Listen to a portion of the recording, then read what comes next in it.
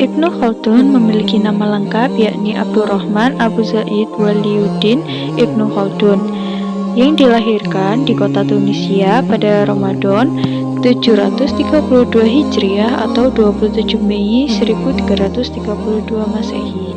Ibnu Khaldun dikenal sebagai sejarawan dan bapak sosiologi Islam yang hafal Al-Quran sejak dini.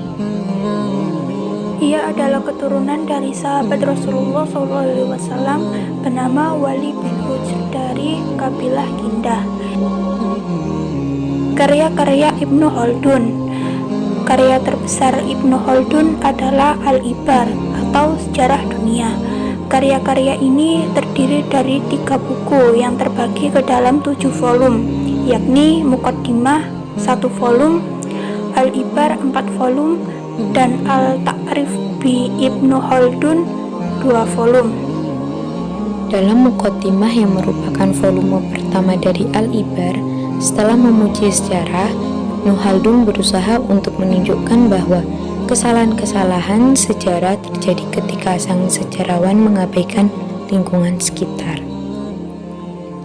Ia berusaha mencari pengaruh lingkungan fisik, non-fisik, institusional, dan ekonomi terhadap sejarah.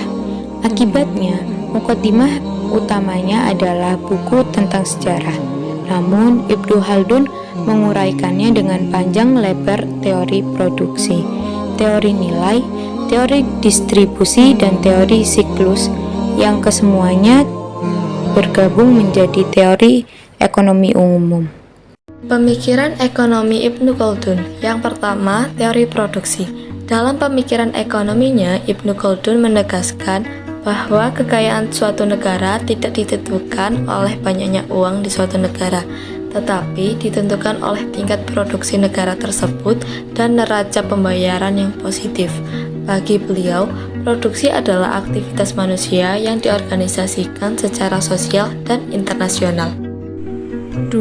Teori nilai, uang, dan harga. Yang pertama, teori nilai. Bagi Ibnu Khaldun, nilai suatu produk sama dengan jumlah tenaga kerja. Kedua, teori uang. Ibnu Khaldun mendukung penggunaan emas dan perak sebagai standar moneter. Baginya, pembuatan uang logam hanyalah merupakan sebuah jaminan yang diberikan oleh penguasa bahwa sekeping uang logam mengandung sejumlah kandungan emas dan perak tertentu. Ketiga, teori harga. Mengenai hukum penawaran, Ibnu Khaldun berpendapat bahwa apabila sebuah kota berkembang pesat, mengalami kemajuan, dan penduduknya padat, maka persediaan bahan makanan pokok melimpah. Hal ini dapat diartikan penawaran meningkat yang berakibat pada murahnya harga barang pokok tersebut. Untuk selanjutnya yaitu teori distribusi. Harga suatu produk terdiri dari 3 unsur, yaitu gaji, laba, dan pajak.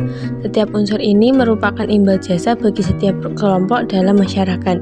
Gaji adalah imbal jasa bagi produser, laba adalah imbal jasa bagi pedagang, dan pajak adalah imbal jasa bagi pegawai negeri atau penguasa. Eksistensi distribusi optimum. Yang pertama, gaji. Bila gaji terlalu rendah, pasar akan lesu dan produksi tidak mengalami peningkatan.